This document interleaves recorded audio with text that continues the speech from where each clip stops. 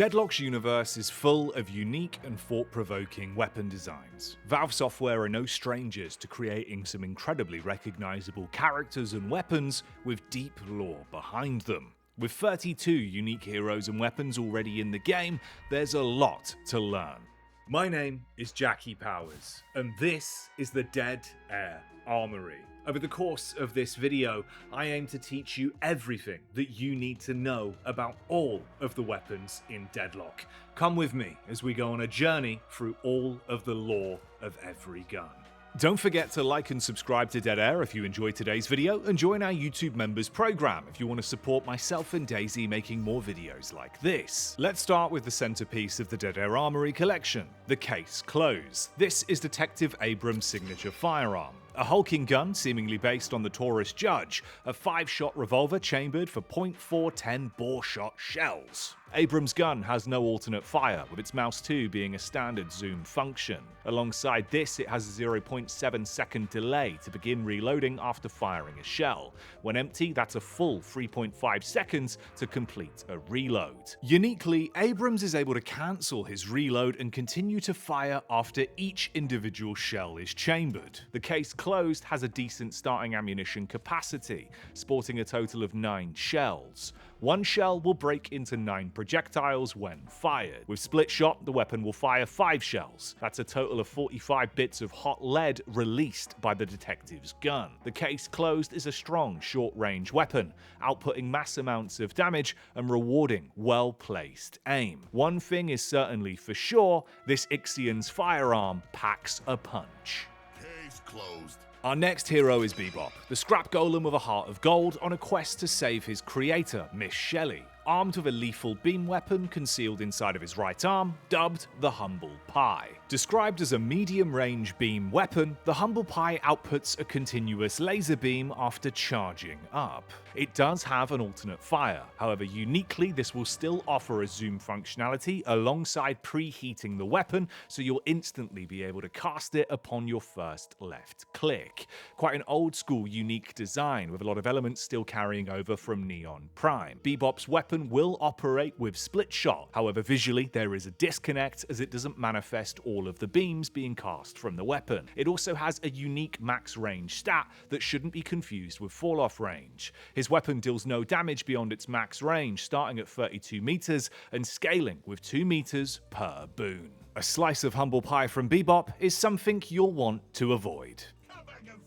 Billy is our next target, Wielder of Biquette, a unique weapon in many ways, the only gun in Deadlock that has a single descriptive tag associated within the game's weapon menu, simply saying close range. Detailed with cretin on one side and spit it out graffitied on the other, of course being a reference to the overall punk design of Billy and his very unique reload animation, in which he physically consumes the magazine before putting another one into the gun. But the references don't stop there. Even the name itself is a nod to Biquette, a rescued factory milking goat from the early 2000s that was taken to a rock concert and then dubbed the punk rock goat. No alternate fire for Billy's weapon, instead it's a standard zoom function. This bad boy outputs a serious amount of damage though, with a 30-round magazine capacity, outputting 11.8 bullets per second, with a 530 meters per second bullet velocity, splitting into 5 streams with split shot. Interestingly, Billy's weapon will allow you to swing out melee attacks without interrupting your reload, due to the fact that Billy doesn't use his hands to reload the gun, meaning he's a unique case that can continue to swing his bat, dealing melee damage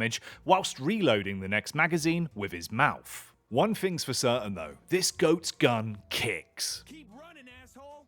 And this cat's got claws. Calico's signature weapon is dubbed Sweetest Lie, a literal hand cannon built into her prosthetic arm. Calico has been referred to as the most dangerous woman on the planet, and her gun plays a huge role in that title. Like many members of the Baxter Society, past and present, Calico was unfazed by losing a limb, and continues her work as a contract killer after leaving the band of monster hunters to pursue work as a hitman. The Sweetest Lie itself is an absolute powerhouse, sporting 12 rounds in its ammunition ammunition capacity and firing at a rate of 318 meters a second, these bullets travel quick. That's 4.76 bullets per second, forming the unique recoil pattern in a diamond shape when fired. There's a lot that goes into Calico's gun. In the past, back when she was in Hero Labs, it actually had an alternate fire mode that would allow you to fire between vertical or horizontal spread with the gun, opening some unique opportunities to deal damage at range. You can't outrun the inevitable. When one door closes, another opens. And with that, we've reached the Doorman and his gun of choice, Service with a Smile. We'll start off with that rather unique reload animation, in which the Doorman tosses his empty weapon through one door and pulls out a fully reloaded one from another. Some hypothesize that it's not the gun being reloaded, but an entirely new weapon being dropped from the second door, primed and ready for the Doorman, having an endless cycle of these guns at his service. You can see the design of the weapon has an awful lot of keys attached to the bottom, and the recoil pattern alongside the trail it leaves behind physically displays a keyhole when he shoots Service with a Smile. On top of this, if you know the background of Doorman, you'll be aware of the fact that he only acts human, and in reality is more of a fledgling god, coming to this realm of existence to study humanity, intending to only stay for a few weeks. But instead, the Doorman and Service with a Smile remain in the Cursed Apple, trying to blend into society. And so the coward flees. An ancient vampire, a nameless horror, a marked man hated by the Viscounts and elders of vampire society, the Drifter and his crimson claws continue to stain the streets of the Cursed Apple. This ancient vampire opts to get the job done with his own two hands. As you can see, they're blood-soaked from his previous victims. With no alternate fire and instead using a standard zoom function for his right click, Drifter gets an up-close look at his opposition. Drifter's animations for both attacking and reloading for the Crimson Grasp are particularly interesting, with his attack cycle looking very frantic and aggressive as he mauls his way through his opponents, casting multiple projectiles out of the end of his fingertips. The reload is also as interesting. As you can see, he seems to draw in energy or potentially blood from the nearby area to once again start frantically savaging his nearby foes. Having an ammunition capacity of 12 rounds, throwing out 2.27 bullets per second, the Drifter is quick. I can't wait to rip their lungs out. Formerly just a professor for Columbia College, now turned collapsing star harnessed inside of a metallic body, Professor Dynamo and the Vonnegun are a very unique case. The Vonnegun has multiple layers of references to it and Dynamo's own name. So let's have a look where that comes from. Firstly, Kurt Vonnegun is an American author. Of course, someone that an academic like Dynamo would be impressed by, with the weapon directly paying homage to that with the spelling Vonnegun. Even Dynamo's name seems to be a reference to Kurt Vonnegun's work, with his first short story released back in 1950, dubbed The Report on the Barnhouse Effect, in which a professor discovers Dynamo-sism, a mental force that allows him to control physical objects. You can see where Valve gathered inspiration for Dynamo's character, and potentially some of his inspirations as a professor, being a big fan of the academic works. Alongside this, the weapon itself seems to recharge by pulling out the internal coil and recharging it through Dynamo's own body before reinserting it back into the weapon. Giving off Big Gary's mod toolgun energy, I'm a huge fan of the Vonnegun's design. Up next, it's Wesley Grey Talon the Immortal, a master marksman with his signature bow, the Mourning comes. The spelling for Mourning, though, is that of grieving, of course because of Grey Talon's backstory, in which his family were tragically murdered and placed inside a burning building to frame as if there was a fire. Initially, though, the weapon had a different name. Originally, the weapon was dubbed Koshchi, meaning the Immortal, or the Deathless in Russian folklore. This name has a bit of a callback to, of course, Grey Talon's tragic life and many of the other voice lines that you can find within Deadlock. In their own way, both names were rather fitting of Grey Talon's character, though, and give us more insight into Wesley's tragic life up to this point of the second Maelstrom event in which Deadlock is now set. Still, with his bow in hand, he continues to hunt the perpetrators of the arson, looking for the friends of humanity, still seeking his revenge. Walk away while you still have the chance. Secret agent of the Sandman division of the OSIC, Haze will always be found sporting Censure and Penance, her signature akimbo guns, because one gun is never enough. Censure and Penance don't have an alternate fire, with the right click being a pure zoom. Alongside this, it sports another one of the very cool reload animations inside of Deadlock, in which Haze twizzles both of the weapons in a circular motion to reload them. The name of the weapon seems to be a callback to the OSIC's beliefs, something that Haze is devoted to. Penance, meaning punishment inflicted on oneself as an outward expression for repentance of wrongdoing. And the other weapon is dubbed Censure. In Catholic canon law, this is a spiritual punishment that's imposed by the Catholic Church, in which a person's items of spiritual nature may be stripped away from them until their disobedience is removed. Haze can fire these akimbo guns fast, with a bullet per second time of 9.52 seconds, alongside a bullet velocity of 762 meters a second. Haze is a Sandman for a reason. She will put you to sleep.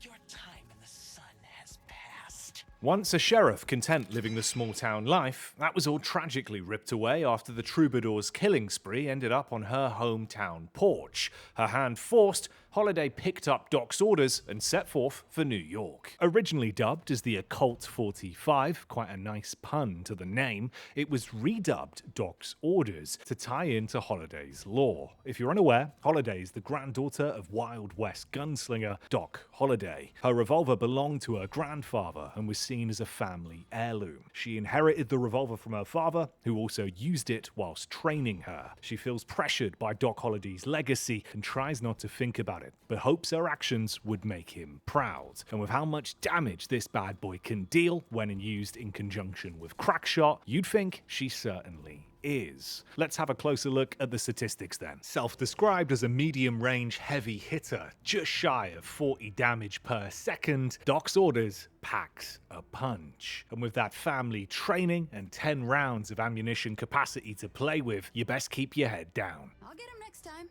A hothead from birth with a vast list of arson counts against his name, Infernus knows how to spark a flame, putting his literal firearm to use, dubbed the Incendiary Remarks. A rapid-fire, medium-range weapon, sporting a relatively large ammo capacity, starting at 27. This power to manifest fire from his fingertips is because of his heritage. Infernus is a second-generation Ixian, although he believes that New York is his true home and seems to have very little interest in Ixia or the Ixian War. From a young age, Infernus was angsty, filled with rage due to the fire burning inside of him, taking many years before he was able to control his abilities and constant outbursts of napalm from within himself. Taking a closer look at Infernus's right hand, the Incendiary Remarks, you can see the various details and decals that litter his skin over his hand that he casts fire with. Thankfully, for most of those who walk the cursed apple, he opts to enjoy the quiet life rather than using his powers. You thought I was gonna forget what you did to me? Formerly an inanimate gargoyle statue, abruptly summoned to life to protect a young girl and her family from the Mendoza Syndicate, Ivy's gun of choice is appropriately named the Protector's Hand. Originally, this gun went by a different name. In older builds of Deadlock, the gun was called Cat Dad's Fancy, but this was given a more fitting name with Protector's Hand. The style of the weapon seems to be reminiscent of the MP-18 submachine gun, but with a more crossbow-added finish towards the end, with how both of the magazines are reloaded into either side of the weapon. It's quite a unique design with how it does this, dual fielding both of the magazines into the side of the weapon, one of the reasons why it has such a high ammunition capacity. Starting out with 33 rounds of ammunition capacity to play with, alongside that it spits out 13.6 bullets a second and has a short reload time of 2.44 seconds. The Protector's Hand is overgrown with the snarling vines that Ivy summons. Thankfully for you, she likes to do more good than bad. This is far from over. Kelvin, an undead scientist with an affinity for the cold, has another unique weapon, known only as Expedition's End. The name is fitting because of his lore. Looking back on the history of Kelvin, you'll see that he went looking for the 8th astral gate that was said to be opening in the Arctic, developing an expedition to hunt for it. However, something went wrong. Following that point, all we know is that there's no memory of what happened on the expedition, and Kelvin came back never the same again.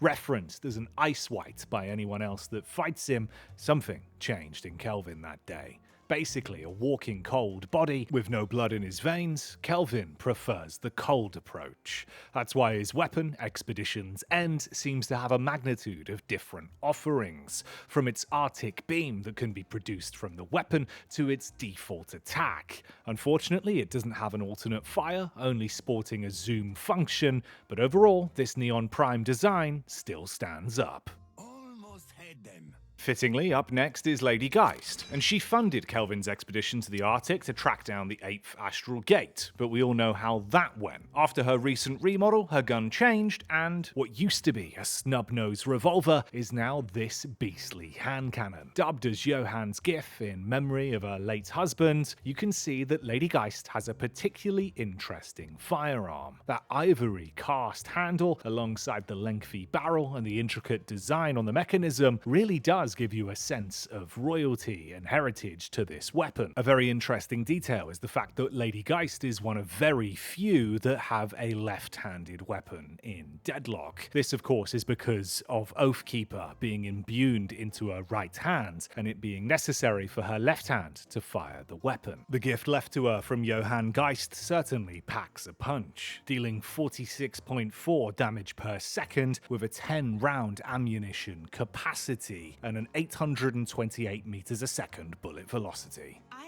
find you.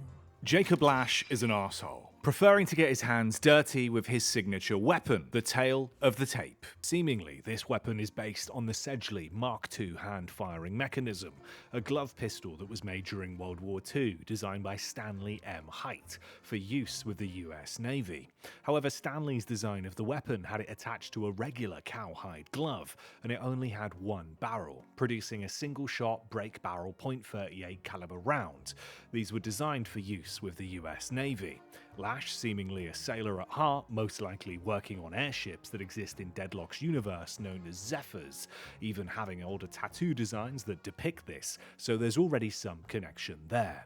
Although the Lash seems to have a modified boxing glove with 3 barrels firing a 3-round burst cycle of bullets, reloading the weapon from the top of the glove. One thing's for sure, the tail of the tape is always good for a knockout. I bet you thought you were on a roll, didn't you?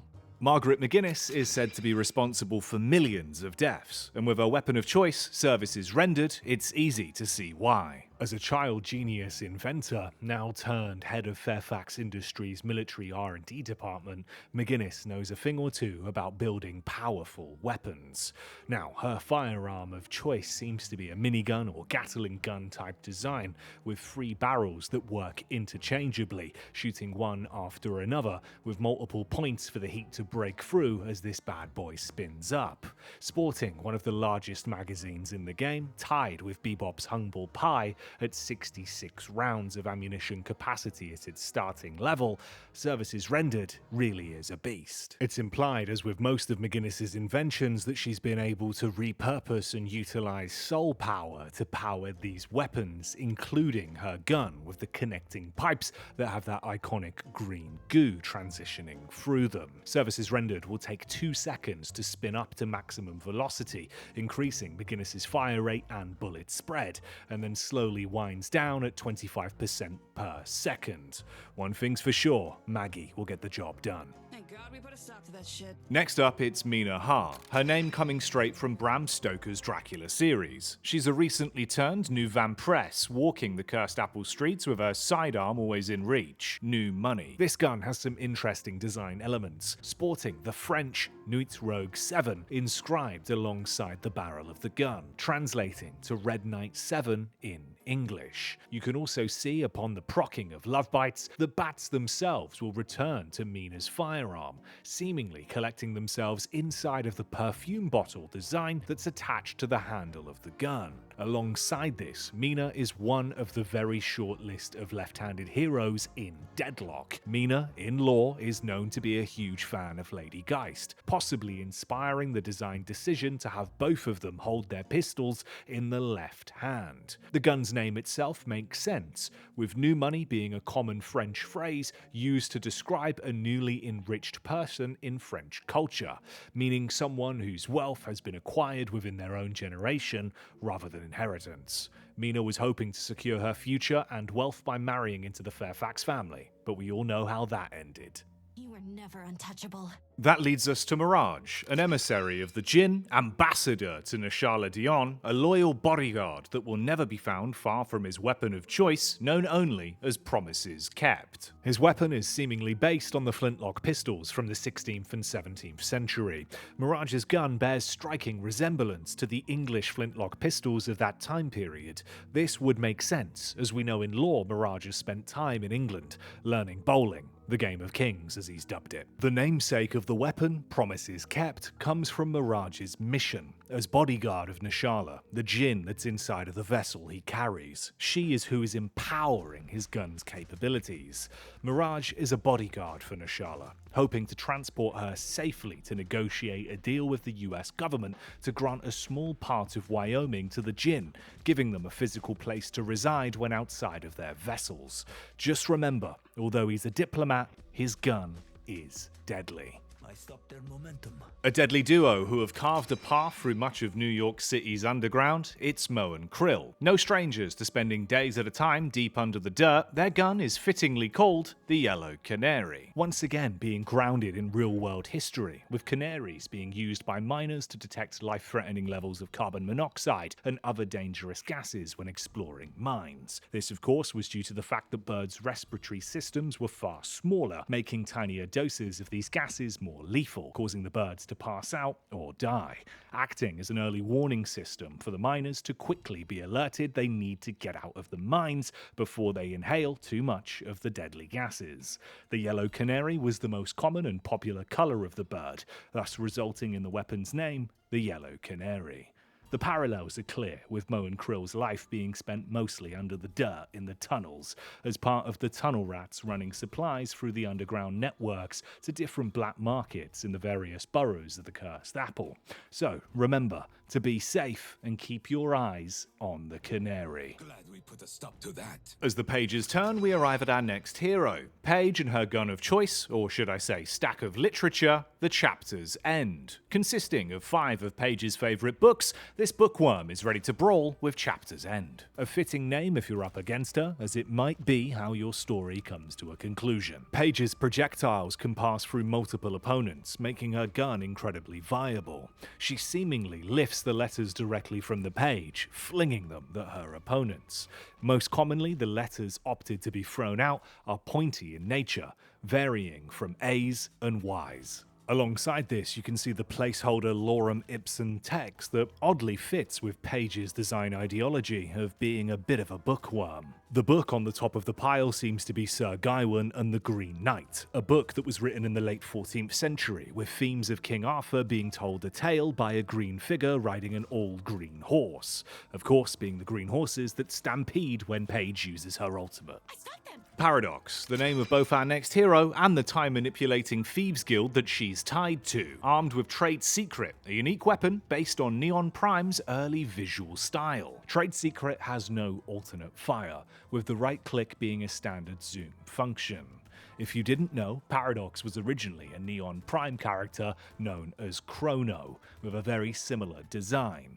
The gun stems from that Neon Prime era, being a model that was shared on both her design and of course the older design of Mirage before he was reworked and given the flintlock Nashala imbued pistol that we know and love today. The name of the weapon, Trade Secret, might lie in the fact that to join the Paradox gang and potentially receive one of these weapons, you have to give up your identity and learn the secrets of anonymity and paradox. Perhaps the name is more bluntly a reference to the Paradox Gang's tight-held secret of being able to manipulate time, as seen when using kinetic carbine to slow time around Paradox to deliver a lethal charge of kinetic energy. The original concept art for Paradox had her sporting an STG, although now that's just ancient history. I put a stop to that. The black sheep is always found in the hands of Pocket, someone whose story is full of deceit and dilemma. This is the tale of Aaron Pocket Fairfax. By all accounts, they really are the black sheep of the Fairfax Industries family, and this is where the weapon's name comes from. The ideology of being the odd one out, pushed out of their family on their 18th birthday due to that failed assassination attempt from Calico,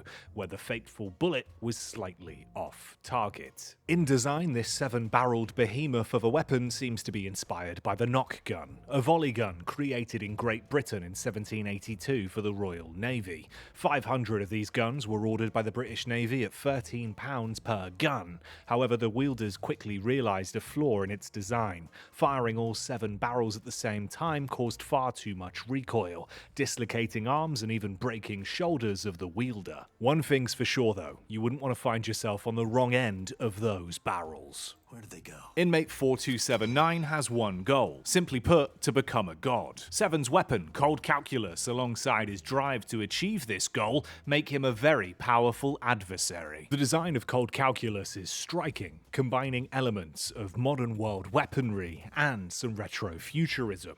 Seemingly, it's built up from a Thompson, an M14 DMR, and even elements of the electric chair from Lost Whisper that was meant to kill Seven.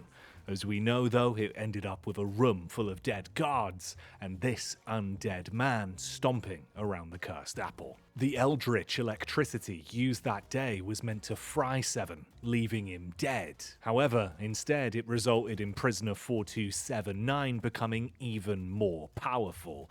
Now of course returning to New York with Cold Calculus surging power through it, ready to not be the one scurrying like a rat anymore. That should take the slug look off their face. Former criminal hoping to make up from the mistakes of his past, now working with the Baxter Society, it's Shiv, alongside his weapon simply known as the Busted Flush. This is a term that comes from poker, meaning a 4/5 of a flush, but one of the cards is from a different suit. The name is implying that Shiv is effectively an outsider within the Baxter Society, perhaps not seen on level pegging with the rest of the members. Shiv was invited due to Wesley Grey Talon's sudden departure upon the news of his family's tragic death. Busted Flush is also used to describe someone or something that has great potential but never lives up to it or ends up being useless, implying Shiv might not be living up to the legend of Grey Talon the Immortal. Additionally, Busted Flush does have an alternate fire mode, using free ammunition to grant weapon recoil that could be used for movement. Hey, who knew you could fit so much lore and symbolism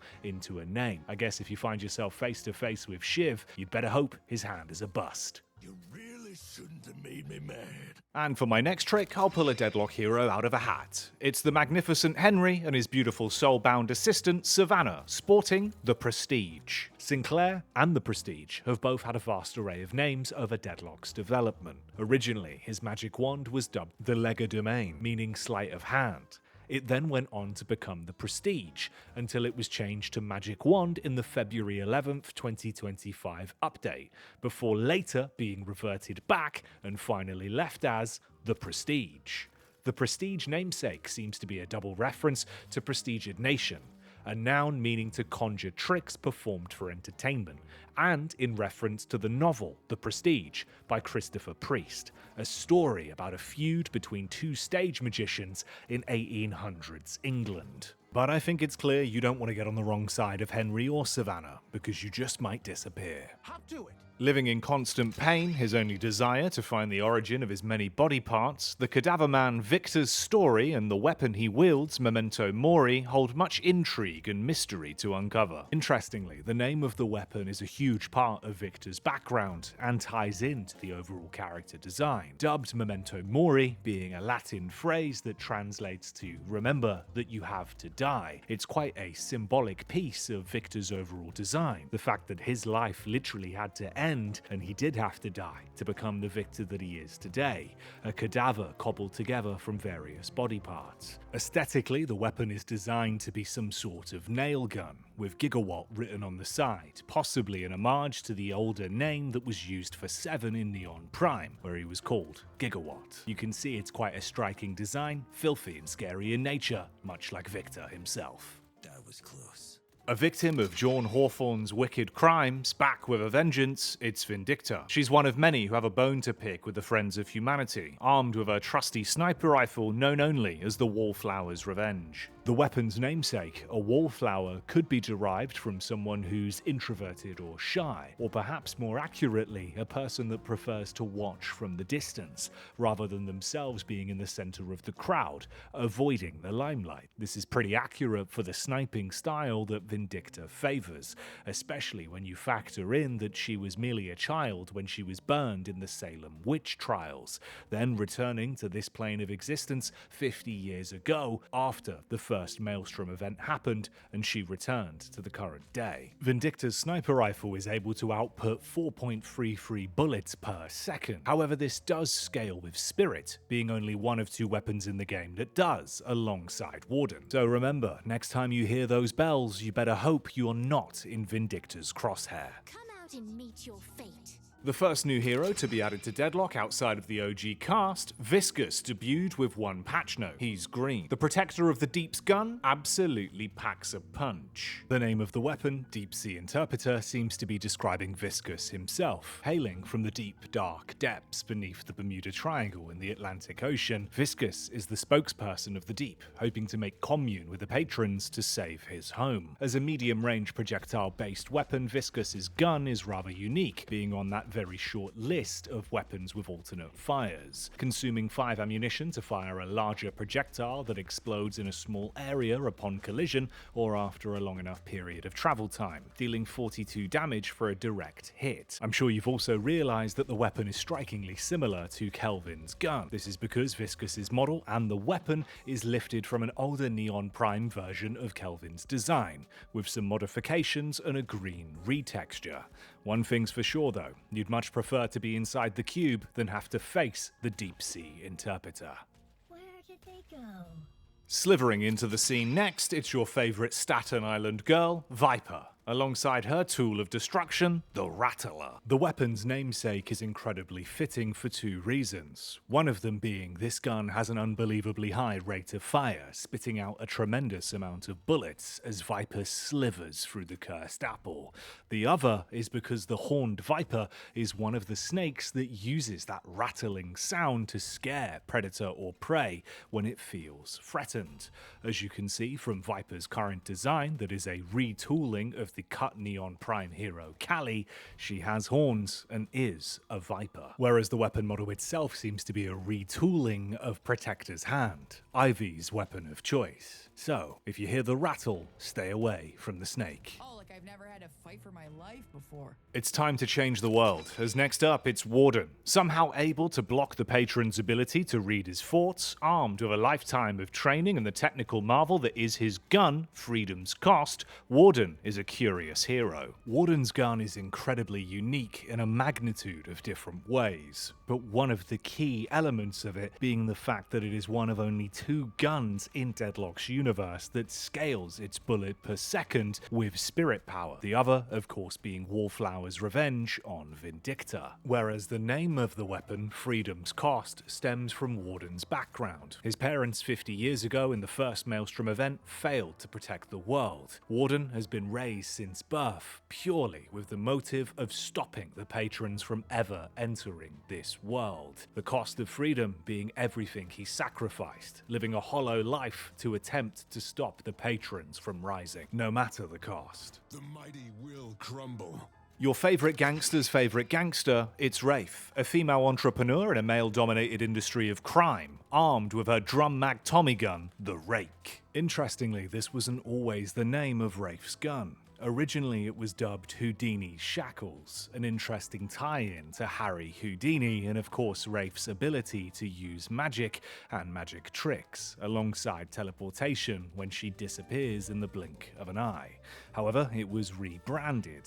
Alongside this, its ammo capacity was upped to 52, to tie in a reference of the number of cards in a poker deck. Wraith has 4 arms, but she'll never get the real 2 dirty, firing her gun with one of her prosthetic arms and performing card tricks with the other. Wraith is known to describe herself as Florence Nightingale with a gun and a degenerate gambler. One thing's for sure, you wouldn't want to bet against her with the rake in her hands. No one is untouchable. And finally, we arrive at Yamato, crime lord of the Seventh Moon, armed with her inherited ancient heirloom, the twin swords at her side fittingly named Sister's Lament, originally known as Celestial Dynasty. The namesake of the weapon, of course, being a callback to Yamato herself, or should I say her real name, Kiauri. Of course, with Yamato being the name of her deceased brother that she inherited upon arriving to New York to live on in his name, hoping to complete their mission. Lament means to express grief or sorrow, so her twin swords are literally named after the grief caused from her brother's passing. Yamato and Haze are the only two in Heroes in Deadlock whose weapon ammunition scales with spirit power,